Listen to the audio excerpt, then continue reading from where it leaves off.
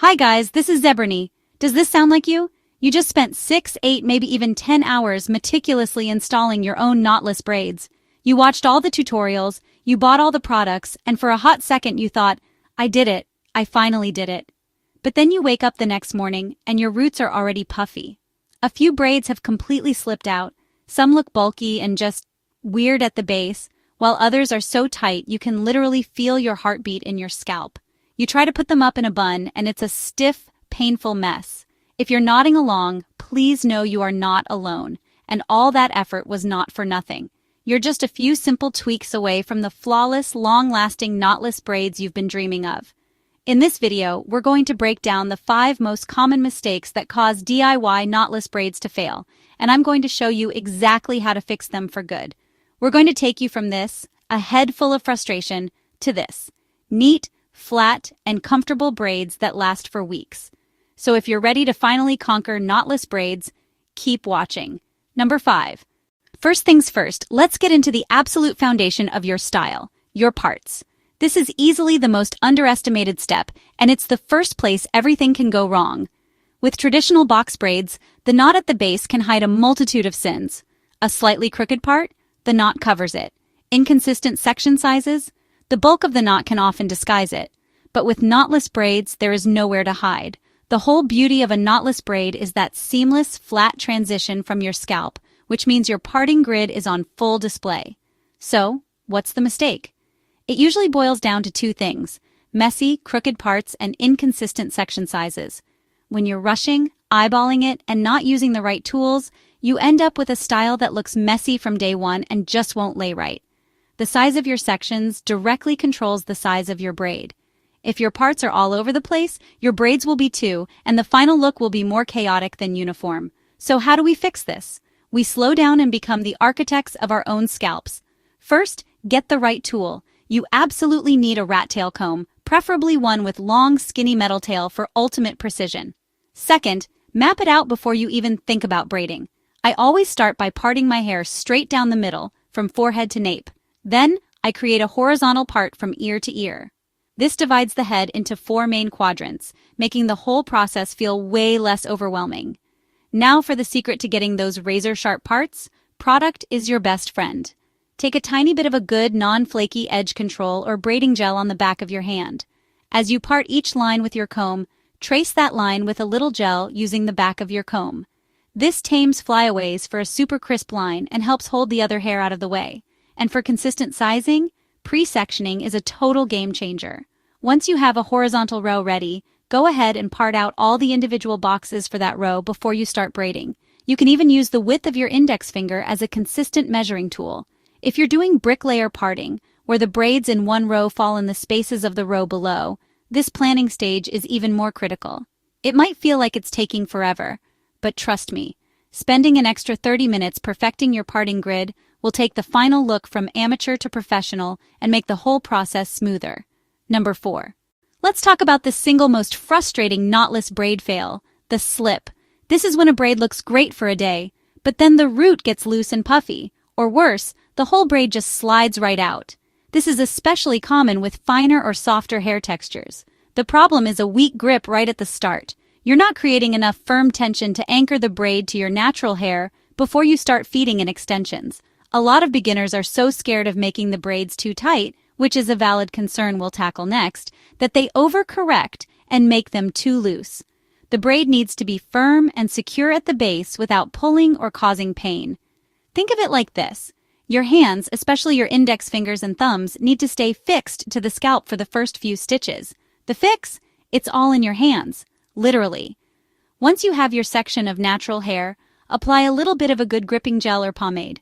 This isn't just for neatness, it gives your hair some tack, which helps it cling to the braiding hair and stops that initial slip.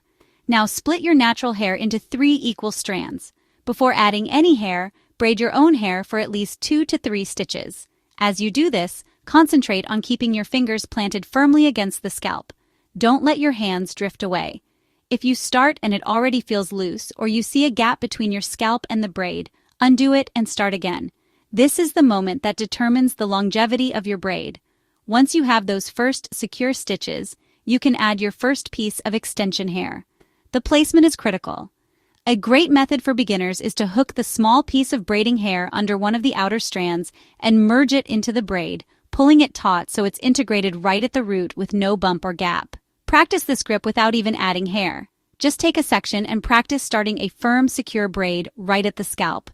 Feel the difference between pulling away from the head versus guiding the hair while your fingers stay close. Once you master that initial anchor, your braids will stop slipping out for good. Number 3.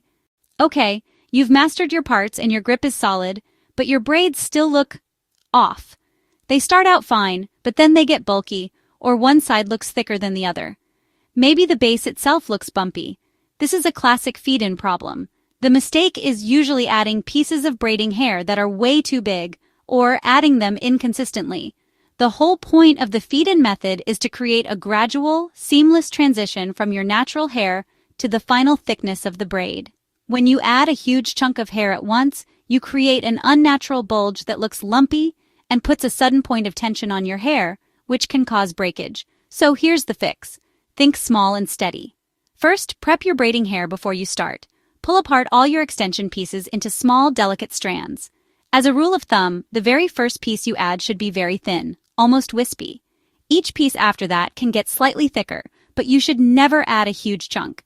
Now let's talk rhythm. You should add a new piece of hair every 2 to 3 stitches. So, start with your natural hair, braid twice, add a tiny piece, braid twice, add another piece. Keep that rhythm going. This is what creates that beautiful smooth taper.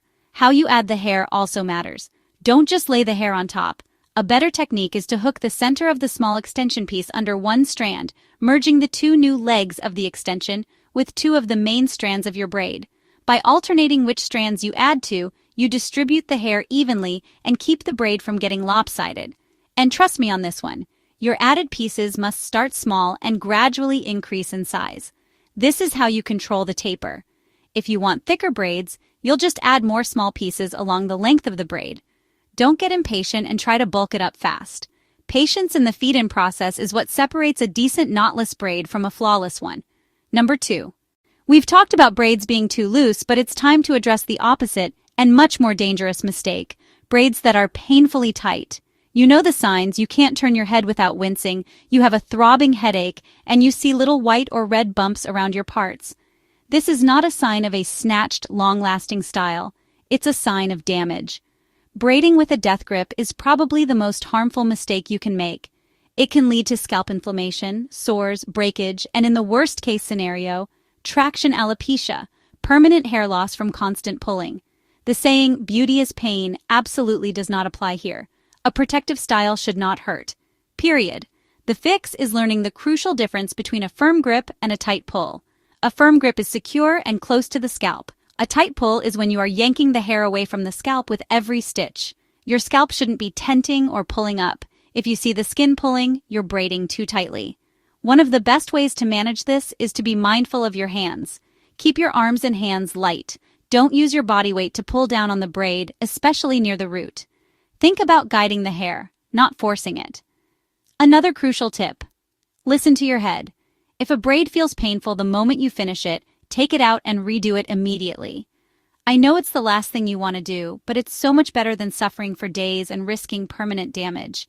If you finish and realize the whole style is too tight, you can get some immediate relief by running warm water over your scalp in the shower to help relax the hair and provide some slack. Gently massaging your scalp with your fingertips, not nails, can also help ease the tension. But honestly, the best cure is prevention. Constantly check in with yourself as you go. The braid should feel secure, but you should have a normal range of motion without any pain. Number 1. The final mistake happens before you even pick up a comb, and it's all about prep and product. You can have perfect parts and a flawless technique, but if you start on hair that's dry and tangled, or if you drown your sections in gel, you're setting yourself up for failure. Let's break it down. Poor prep means not starting with a clean, moisturized, and fully detangled canvas. Braiding on dry, brittle hair can lock in that dryness and lead to major breakage when it's time to take them out. Braiding on tangled hair is not only painful, but also creates lumps and bumps inside the braid. The other side of this is product overload. Trying to get the style super neat, a lot of people go crazy with gel or edge control.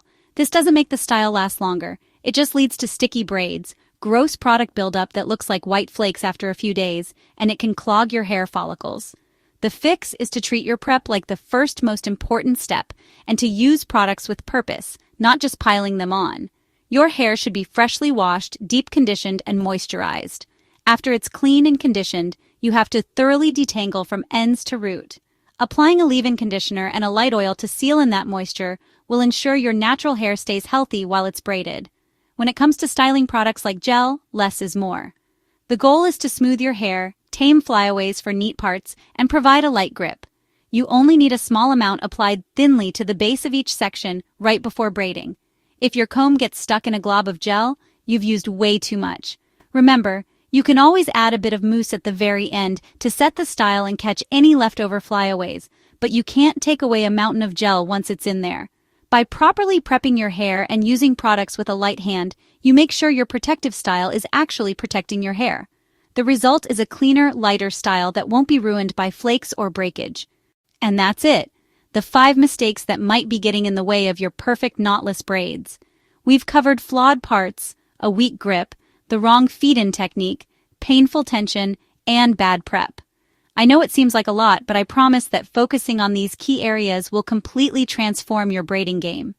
It really all comes down to patience, being gentle with your hair, and paying attention to the details.